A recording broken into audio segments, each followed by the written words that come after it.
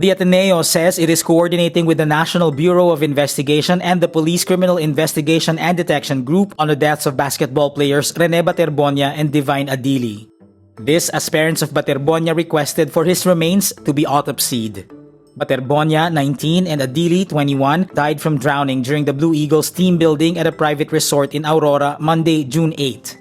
Their remains were transferred Tuesday morning to a memorial chapel in Quezon City, where Baterbonia's parents and brother were consoled by Ateneo President Father Roberto Yap. Baterbonia's mother, Rovelyn Baterbonia, demands answers to her son's death. She says she wants justice for what happened and to know why this happened to her son. The tragedy happened less than a week after Rene moved to the Ateneo de Manila University campus in Quezon City Thursday, June 4.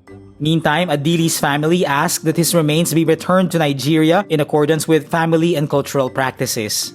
The university says it is assisting the family in necessary arrangements.